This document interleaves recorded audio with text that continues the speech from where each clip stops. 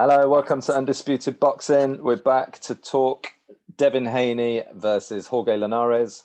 Quick review of the fight and a little bit of the card I managed to watch. I'm here with Rick. If you're new to the channel, please like and subscribe. Thanks to everybody that has subscribed recently and has been sharing the videos. So yeah, we're here Sunday. Rick, what did you make of Devin Haney's performance? I'm going to throw it back at you because I always go first. Okay.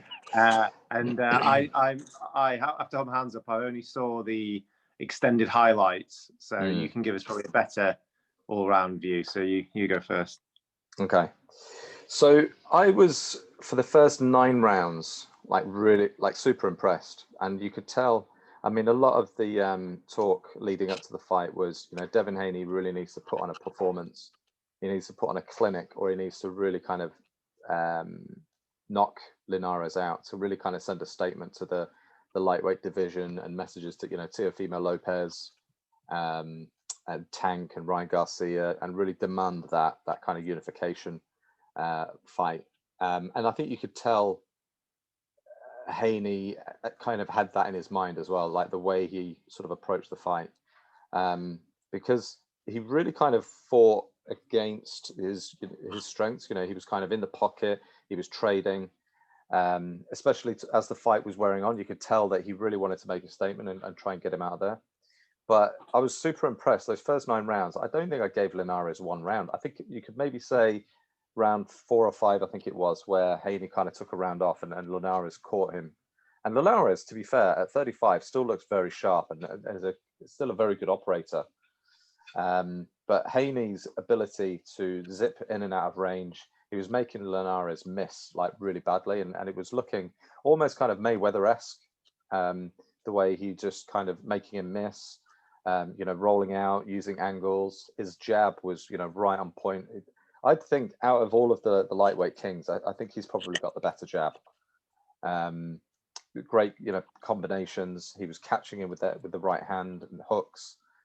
And then round 10, I think it was the end of round 10, Linares rocked Haney. And I think, again, it was when Haney was almost kind of getting desperate to get the stoppage, or to try and at least could have score a knockdown. He was leaving himself open, and Linares rocked him. And he was on very unsteady legs going back to the end of the 10th round. And then 11 and 12. I mean, it was actually it was almost like a game of 2 halves. Like the first sort of 9 rounds was pretty dominant from Haney, and then the very end of 10, 11, and 12. I mean, Haney for me should have been given a point deduction for holding, excessive holding. Kind of lunging in and then holding, separating and then lunging in and then holding again, and then holding. And I thought he should have been deducted a point. It wasn't great to watch. And I don't think it was fatigue. I don't know. It's almost like he just seemed to kind of loss of confidence. And that for me was it was a shame, really, because I think had he had demonstrated what he did in those first 9 rounds and finished the fight like that, then I think that's really the boxing clinic that we would have all been looking for, and actually would have had people saying, actually, Haney could really be a problem for Teofimo Lopez. But I think the general consensus, and from what I've been reading and watching and Twitter, Teofimo Lopez would still be a red hot favorite for that fight if they were to ever get it on, and that's a whole different discussion. So yeah, a mixed bag, to be honest. But I mean, we've got to remember as well, he is only 22 years old, and you'd have to say that his resume is already better than Ryan Garcia, and look at the popularity that Ryan Garcia has. Ryan Garcia's best win is probably Luke Campbell. Haney's best win now is Jorge Linares, and Linares beat Luke Campbell when they fought. So I think he has the better resume, but I think he's just largely going to be avoided, to be honest. Yeah, I mean that's what you said is the sense I got, that the first 9 rounds were pretty one-way traffic. And the one thing I'd say about the only thing I'd say about the first 9 rounds, it was quite striking to me in a negative towards Haney, because everything was mainly positive. The jab was great, he was in and out, great punch variety. He kept getting tagged with the left hook a lot, I thought. Most rounds will get caught with a counter left. Sometimes it was missing, but it often get caught. Now, he's taking the shot because he was almost pulling away when it came in, or half blocked, but it was still getting landed a bit. And that was a slight concern because it seemed to keep happening. He didn't seem to learn from it. But other than that, the first, nine rounds seemed to be very, and I couldn't score it because I was watching the full rounds, but it was clear that he was doing, being the busier fighter. And you're right, at some stage he stepped it up and started taking more risks and started really going for it. Yeah. And I think this is where we see the problem a little bit, where he just doesn't seem to have the power to cause big issues. Now, because he's young, he may develop a bit more power. I think there's once, I think in one round, it might have been like 7 or something like that, he seemed to catch Linares with a body shot, and Linares wanted to hold and buy a bit of time. I think he was a little bit rocked from that. And then you're right, at the end of the 10th, it just seemed to be, again, he just left himself there a little bit, and he got caught, and he was lucky it was right at the bell. Yeah. He was very lucky because his legs did that. And I think if it had been 30 seconds left, he would have definitely been on the canvas. Yeah. He may have got through it, but he was almost all over the place where he was open just to be caught again. Yeah. So I think he was lucky then. And then the 11th, he definitely was in survival mode. The 12th was hard for me to judge. It felt quite a close round. It felt like he got his legs back from the highlights I saw. But I did get it did show he was holding, but it may have not shown all the holding that you saw. So for me, it depends where he goes from here. I think it's worrying that he caught Linares with so many clean shots, different kinds, and didn't ever look like he had him wobbled. And that's the power question. Yeah. And then he's shown that he can be hurt, and he hasn't got a granite chin, though, I wouldn't say he says it wouldn't show his chinny either, but he has shown he can recover, and actually can he learn from this? Yeah. So it depends what he takes from it, because he's shown some survival skills there, which we've never seen from Lopez. The problem is Lopez is a big hitter, and you look at that fight with Lopez and you think, a bit not exactly the same, but a bit like how Khan is.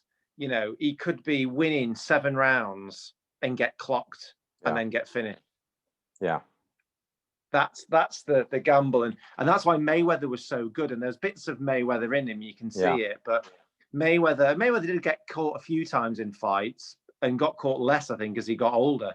Yeah. So whether Haney's still just learning a little bit and he'll just be that little bit cuter, but that is the danger. Can he do it for 12 rounds? Because unfortunately, I don't think maybe in a few years it might be different, but he's not going to finish people off. And therefore he's going to go through 12 rounds and not get hit. And it looks like he can be still a bit vulnerable. And if that was Lopez chinning him, it may be a different ball game. Yeah, I think against somebody that is going to be heavier handed, like a Lopez or a Tank, especially, like if Tank, catches him with that right hand or an uppercut, how we put Leo Santa Cruz to sleep. I still rank, if you even put Tank in the lightweight division, I still rank him and Lopez 1 and 2 respective, and then a Haney's 3rd for me, and then Brian Garcia, just because of the level of opposition, I'd probably put 4 out of the so-called, sort of 4 kings. But it'd be interesting to see where he goes next. I think it will be, fighting Javier Fortuna, or I think Jojo Diaz. Is he fighting? No, I can't remember who Fortuna's fighting next. But I think it will just be a defense of his world title. I can't see him fighting Teofimo Lopez, or Lopez's team, I should say, taking that Haney fight. But I actually think Haney and Lopez will probably move up a weight next year. I think they'll go up to light welterweight because I think they're both very tight at the weight already. So I think that'll happen. Did you see any of the other fights on the undercard? I didn't know. I just saw that. I know that there was Quigley and a few other people fighting. Do you just want to cover that? I'm just going to quickly nip and get my battery because it's just flashed up saying not, I've got long. So just for the viewers, crack on. I'll be back in a sec. Yeah, so the Jason Quigley versus Shane Mosely Jr. I thought was actually an excellent fight. The first sort of 5 or 6 rounds, nip and tuck. Jason Quigley's footwork is really good. I've been quite high on Jason Quigley, and I've been quite disappointed with his progress. I'd hoped that by now he'd be already knocking on the door for a world title, or at least be talked a lot more talked about. But I think with him being based in the US, he doesn't get as much kind of sort of fanfare this side of the pond. Most of his fights are in America. He was slightly derailed by Turiano Johnson. I think he was stopped 8th or 9th round. So this is, he's on this sort of the comeback trail. But yeah, the first 6 rounds I thought was nip and tuck. I think I probably had Shane Mosely Jr. slightly ahead. I think he kept on checking and catching Jay Quigley, with the check left hook, and then Shane Mosely started to get a little bit more aggressive in the fight, and that actually suited Jason Quigley. And I thought he boxed really nice on the back foot, using his footwork, catching him as he was coming in, catching him with that right hand as well. I think it was round 7. He started to bounce on the balls of his feet, and I don't know if that's kind of in reference to his conditioning, because I think it's one of the biggest question marks on Jason Quigley has been his conditioning and his fitness. It hasn't always been fantastic, there's obviously something that has been addressed there, because he finished the fight really well, and I think that's really what got him over the finish line. He boxed beautifully, and I'm really excited about what could potentially be next for him. He did call out Andrade, because he's now got the he won the WBO interim, so he's going to be the natural. He'll be the mandatory challenger. Obviously, that won't be called, I don't think, till next year. But I'm really excited for Quigley. Hopefully, he can be in an exciting fight between now and the end of the year, and mount a serious title challenge. But he's a problem for anybody in that weight division, for sure. Very good. Who else did you see? I just saw. Sorry, go on. Chantel, is it Chantel Cameron? Chantel Cameron, yeah, I haven't seen that yet. It's on I do want to see it, because it's been pretty talked about. But yeah, I would like to see that. I just saw there was a light heavyweight debuting called Khalil Coe, COE. It's a new signing for Matchroom. It seems like Matchroom are hoovering up all of the young talent. There's a lot of the young up and coming talent. It looks like is with Matchroom in the US. So it'd be interesting to see who makes it. But he looked really good. I mean, he was fighting somebody who had a losing record. It was a typical debut opponent who stops him in the second round. But he'd got some mean hooks to the body. He didn't rush his work either. He looked very settled. Whenever you watch debutants, they can be quite erratic and all over the place and not great technique. But he looked very calm and composed. So exciting to see what he can bring to the division. Obviously, it'll be a few fights before we see him with anybody any good. But let's see. And that was it. Nothing else that I saw. We can cover off some news. I know we did a news video just a few days ago, but I don't think there's really much to talk about apart from the John Fury interview with, I think it was with IFL, or was it with BT? I think it was BT. It was with BT, was it? Yeah. Really interesting interview, I thought, and a very sort of, it seems like a very honest account of the situation, and it seemed to sort of echo pretty much everybody's thoughts. The thoughts of the public. If you looked at the comment section, everybody was like, finally somebody's like talking some sense. But yeah, what did you make of it? Yeah, he didn't hold back, did he? And he was actually criticizing his son quite a bit in a way. He sounds like a frustrated dad. You don't know how much of it is, there's been talk of him being a bit jealous because he's a bit possessive over his son and can't be, but he just say Tyson's his own man and stuff like that. But yeah, he was slagging off, the Arum and Co, the hangers on, the yes people, the fact that he's thinking around there. What was interesting, he even said, and Tyson's bad for this, the belts mean nothing. well, if they don't mean nothing, why don't you give it away and fight Joshua? I don't think that's an option. From the things that I've read and watched, I think this is and again, it goes back to the ruling. It's very strange for them to say you have to fight that person in the next fight. I think even if it has surrendered the WBC title, I think Wilder and Fury still has to happen. That's just from what I understand. I think maybe I'm wrong, but from what I've read, that's what's happening. It's for me. It's not even if it can happen or not. It's the fact that he's almost called his son out for like saying one thing and doing another. Yeah. Well, yeah, I know. And we always talk about step aside. I mean, if you're in Wilder's position, would you take 20 million to not fight? And you're guaranteed, and you get something written into a contract where you have to fight the winner. Of course, you take that because then you've got 20 million plus your purse. Yeah. But I think. Well, this is the whole thing that Hearn said. He said that he just said, well, you can have a conversation, and Aaron was like, no. And the more I think about it, the more it's almost like I think they thought that Hearn probably couldn't make the fight, and therefore that if this failed, that if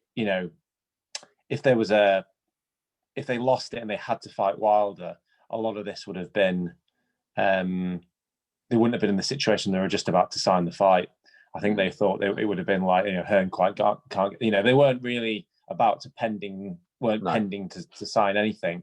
No. And then it was easy just to go, right, well, we'll fight thingy, we'll fight Wilder. But, because no one had heard anything from Wilder about, fight this person. I mean, me and you commented on it. We don't know what he's doing. He hadn't even gone into training. And then about a month before, he suddenly popped up doing some training videos.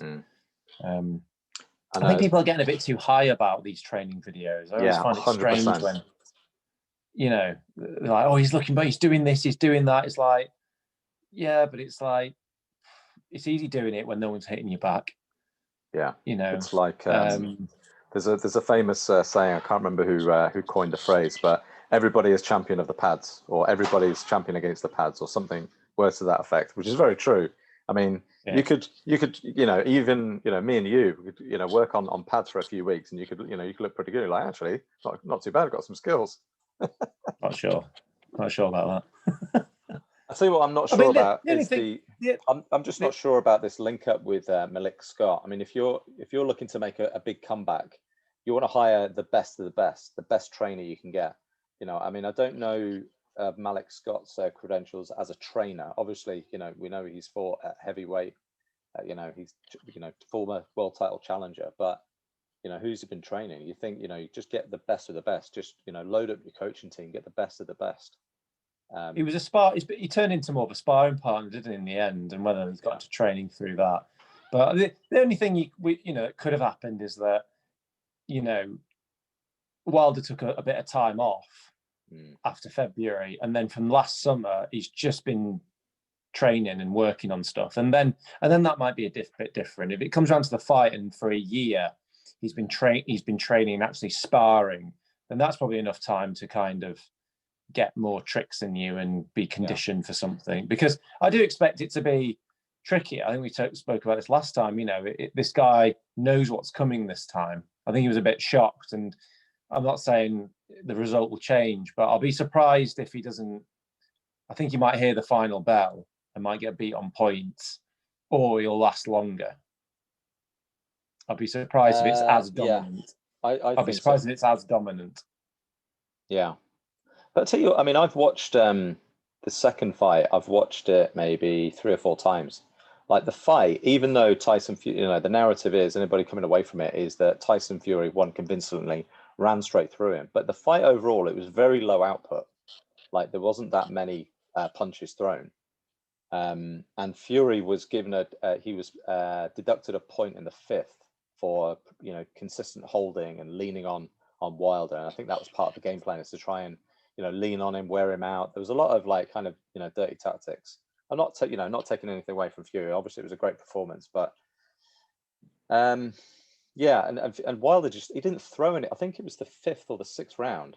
Like he didn't throw. I think he threw 5 power punches, didn't land one. But if you're throwing 5 power punches in 3 minutes, and that's really his only weapon. He's not a boxer or mover. We all know that. And Wilder, he looks terrible going back.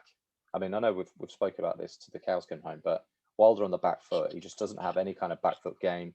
His feet are terrible. He looks very awkward when he's against the ropes, and he just looks very, very uncomfortable. And I just think that Tyson Fury has really kind of solved that Deontay Wilder puzzle. If you can, he has that very kind of jerky, constantly feinting, and he backs Wilder up, and then really that's got to be your sort of game plan. And he was telegraphing that that right hand. We know that's what he does, jab or double jab, and it's kind of a lazy jab. It's just really to set up that right hand, that equalizer that he looks to land. But he definitely needs more to his game. But I just don't think he's had that. He hasn't got enough time to acquire those skills to beat Fury, in my opinion. Having said all that, I just think he might just be able to do a few different things, and also, fitness obviously was a problem towards the end, and maybe put on too much weight. You know what I mean? And just sorting that out, and getting used to kind of moving backwards, and even it's strange actually. I think even just being used to moving backwards and being on the defensive, just getting comfortable doing that will slow your breathing probably, and just give you more energy. It's almost like a vicious circle, really, or what happened to him. But yeah. Okay, that's about the only news, I think, isn't it?